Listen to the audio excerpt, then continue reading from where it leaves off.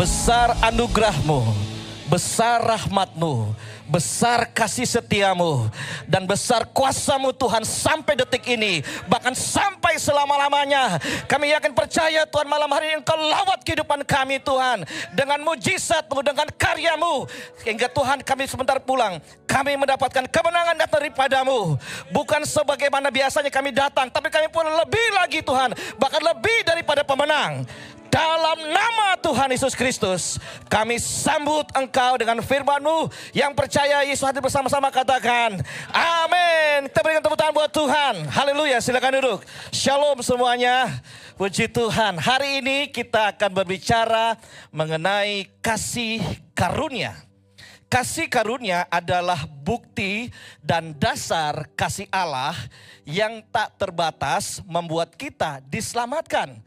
Tentunya melalui iman, dan hidup kita diperbaharui dalam pola hidup yang baru. Sekali lagi, jadi kasih karunia itu membuat kita selamat, dan tentunya Tuhan ingin hidup kita untuk berubah. Katakan amin.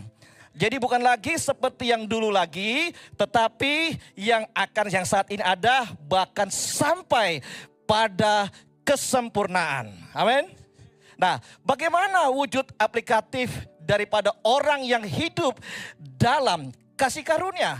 Atau bagaimana orang yang hidup kasih karunia dengan segala tingkah lakunya, dengan segala apa yang dilakukan setiap hari? Tentunya harus ada perbedaan, saudara-saudara. Orang yang hidup dalam kasih karunia dengan orang yang hidup di luar kasih karunia itu pasti ada perbedaan. Pasti. Katakan di kiri kananmu, pasti. Amin. Ya pasti saudara-saudara. Karena apa? Karena Tuhan mau supaya orang yang hidup dalam kasih karunia adalah orang yang terhubung dengan pribadinya Tuhan. Katakan amin. Bukan terhubung dengan pribadinya Pak Pendeta, bukan. Bukan terhubung dengan pribadinya Ketua Komsel, bukan. Tetapi terus terhubung dengan yang namanya pribadi Tuhan secara progresif. Amin. Terus ada peningkatan. Pastor, kira-kira gimana sih? Kok bisa terus ada peningkatan? Bisa saudara-saudara. Yang penting saudara mau untuk terus punya keterhubungan dengan Tuhan secara progresif. Baik. Kenapa saudara-saudara? Karena akhir-akhir ini saudara-saudara masih banyak orang yang tidak mengerti, memahami bahwa orang yang masuk dengan kasih karunia adalah orang yang sudah, katakan sama-sama, sudah. Bukan lagi akan, tapi sudah menerima berkat Tuhan. Amin saudara-saudara. Sudah menerima berkat Tuhan. Di dalam Efesus pasal 1 ayat 1 sampai ayat 1 dan lompat ayat 23 dikatakan gini. Dari Paulus, Rasul Yesus Kristus, oleh kehendak Allah kepada orang-orang kudus di Efesus dan orang-orang yang percaya dalam Kristus Yesus. Yaitu apa? Jemaat yang adalah tubuhnya, yaitu apa? Kepenuhan Dia. Wow. Dikatakan apa? Kepenuhan Kristus. Jadi bukan setengah, bukan seperempat, bukan 3/4, tapi kepenuhan yang, katakan sama-sama, memenuhi semua dan apa? Segala sesuatu. Tepuk tangan buat Tuhan kita. Amin. Jadi orang yang hidup dalam kasih karunia itu sebenarnya saudara-saudara jangan lagi mengejar berkat. Karena sudah dipenuhi. Kok amin cuma 4 orang saudara-saudara. Sekali lagi, orang yang hidup dalam kasih karunia jangan lagi mengejar berkat. Karena sudah dipenuhi. Tetapi yang harus dikejar adalah bagaimana kita punya keterhubungan kita dengan Kristus. Semakin lama, semakin kenal, semakin jatuh cinta, semakin luar biasa. Amin. Ya saudara-saudara ya, sekali lagi saya baru 26 tahun dalam pernikahan kami. Saudara, semakin lama saya semakin cinta istri saya. Dan istri saya semakin cantik. Halo sayang. Tepuk tangan buat Tuhan kita. Begitu pula kita dengan Kristus sebenarnya. Harus semakin lama semakin mesra. Sehingga apa saudara-saudara? Sehingga dikatakan dalam Markus pasalnya yang ke-12 ayat 29 katakan gini. Jawab Yesus, perhatikan baik-baik. Dengarlah hai orang-orang Israel, Tuhan Allah kita, Kasihilah Tuhan Allahmu dengan segenap hatimu, dan dengan segenap jiwamu, dan dengan segenap akal budimu, dan segenap kekuatanmu. Dan hukum yang kedua ini ialah kasihlah sesama manusia seperti diri sendiri, dan tidak ada hukum lain yang lebih utama daripada kedua hukum ini. Artinya begini saudara-saudara, orang yang hidup dalam kasih karunia, perhatikan baik-baik, adalah orang yang selalu setiap hari harus terhubung dengan Tuhan.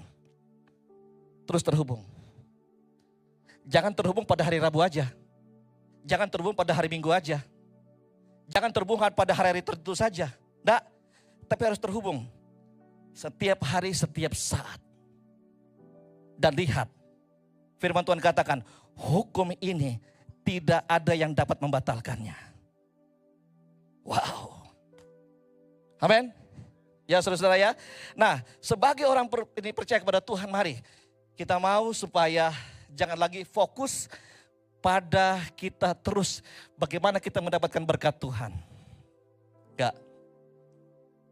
Orang yang dalam hidup kasih karunia adalah orang yang, sekali lagi saya katakan, saya ulang-ulang katakan ini, terus hubungannya dengan Tuhan.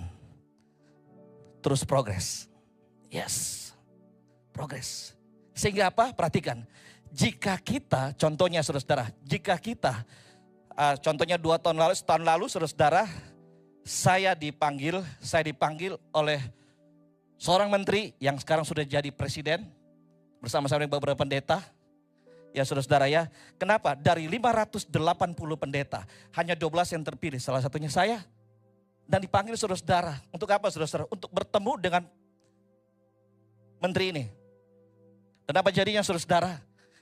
Di pesan kami, kalau ketemu jangan bicara apa-apa, tatap matanya dan bilang begini, terima kasih Tuhan, saya sudah bertemu dengan calon presiden saat itu.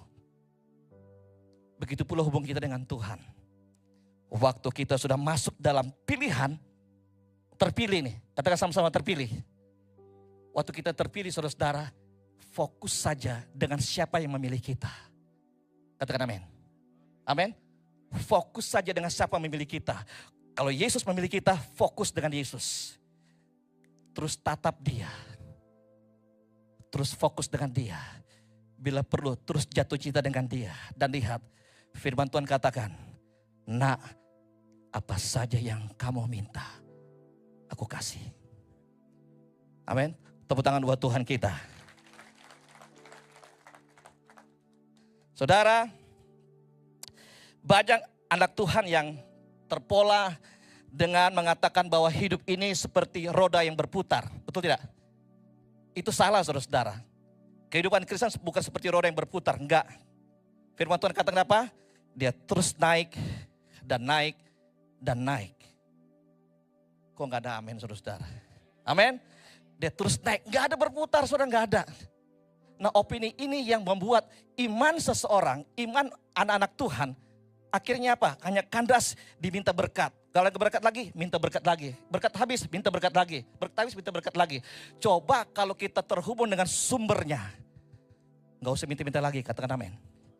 Amin saudara-saudara, itu terhubung dengan dia. Yang kedua, ini waktunya cepat ya saudara-saudara ya.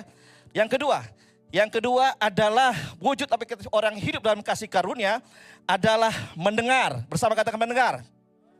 Dan merenungkan serta melakukan dengan setia lewat firman-Nya.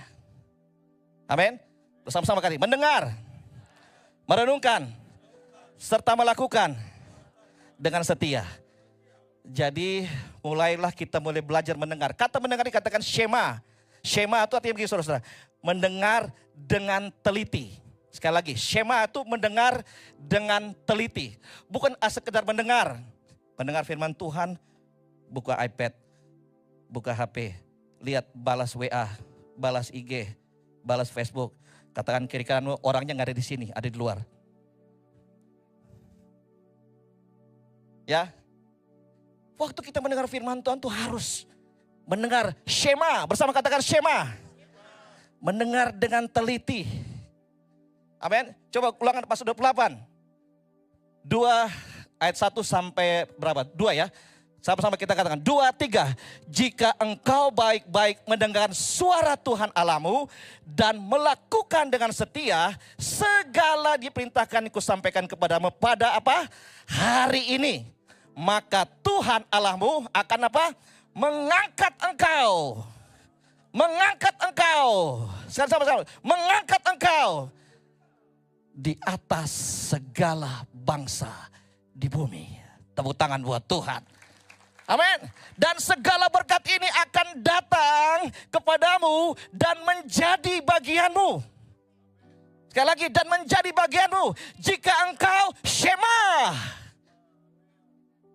Amin, saudara. Jika engkau syema dengan suara Tuhan menjadi bagianmu. Jadi anak Tuhan sebenarnya nggak capek waktu habis, saudara-saudara. Ya.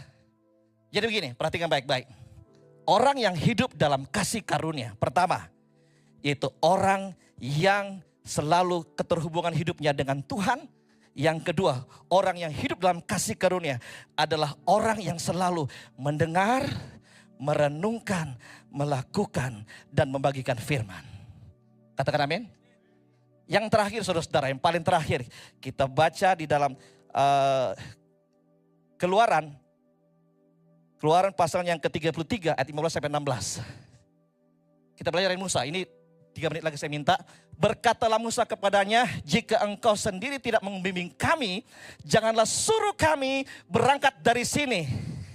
Dari manakah akan diketahui bahwa aku mendapat kasih karunia di hadapanmu? Yaitu yakni dengan umatmu ini, bukankah engkau berjalan bersama-sama dengan kami, sehingga kami dengan umatmu ini dibedakan dari segala bangsa yang ada di muka bumi ini. Artinya begini, saudara-saudara, waktu Musa dipercayakan Tuhan untuk memimpin bangsa Israel, perhatikan baik-baik, itu adalah kasih karunia. Katakan kasih karunia. Tetapi Musa tetap mengadakan hubungan dengan Tuhan. Dikatakan apa? Aku tidak bisa melangkah Tuhan tanpa engkau, Tuhan. Amin. Jadi pagi-pagi bilang begini, Tuhan, jika engkau tidak besertaku pada hari ini, Tuhan, aku tidak mau lakukan apa-apa. Taruh tangan kirimu di dadamu, angkat tangan kananmu. Biarlah firman yang sederhana ini dapat menggugah hidup kita, orang yang hidup dalam kasih karunia. Adakan keterhubunganmu dengan Tuhan, supaya Tuhan mulai beracara terus dalam hidupmu. Terima kasih Tuhan. Bila engkau tak besertaku,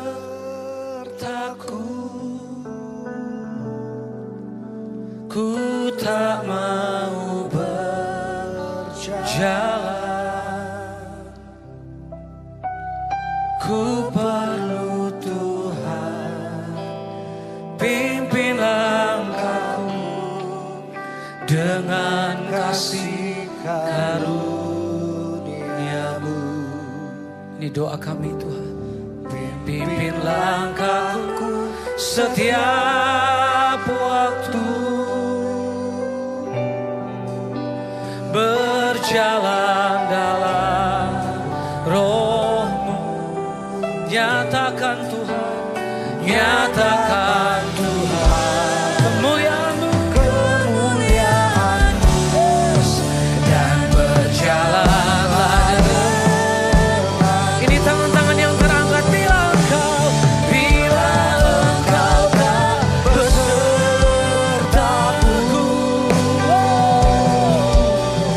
ku tak mau berjalan. Ini tangan-tangan yang perlu Tuhan dalam hidup kami. Ku perlu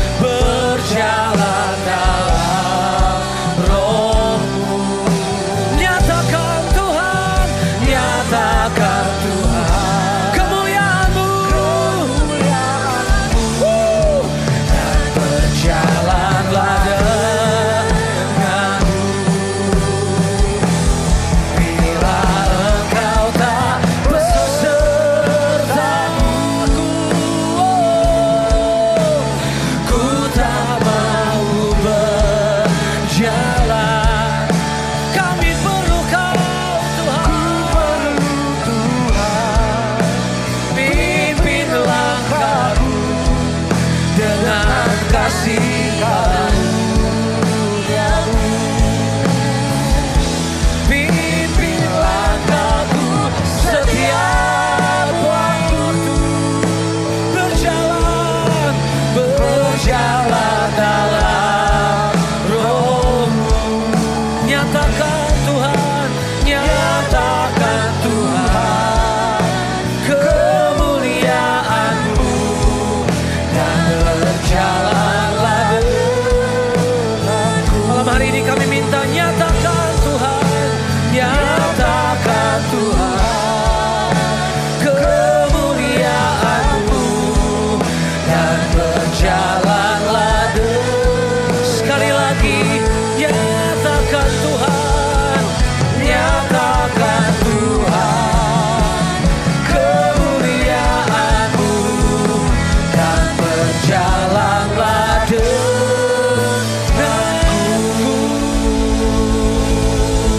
Haleluya. Tidak ada kekuatan yang mampu untuk kami berjalan di dalam dunia ini Tuhan selain daripada kekuatan-Mu. Tidak ada lagi Tuhan yang dapat mampukan kami untuk berjalan tegap di hadapan Tuhan dan berjalan dalam kemenangan selain daripada kemenangan datang daripada-Mu Tuhan. Sebab itu Tuhan, mari sertai kami dengan kasih karunia-Mu. Untuk kami tetap terhubung dengan Engkau dan selalu merenungkan firman-Mu. Supaya firman-Mu itulah yang menjadi pelita bagi kaki kami, terang bagi jalan kami. Terima kasih Tuhan, terima kasih. Mari kita angkat kedua tangan kita bersama-sama. Kekasih-kekasih Kristus, pulanglah dengan mendapatkan berkat yang datang daripada Allah Bapa, cinta kasih daripada Yesus, persekutuan pengurapan dari Roh Kudus menyertai kehidupan kita mulai hari ini sampai selama-lamanya. Di dalam nama Tuhan Yesus Kristus yang percaya kita katakan amin. Tuhan berkati. Sampai jumpa pada 60 menit berikutnya. Tuhan berkati. Silakan.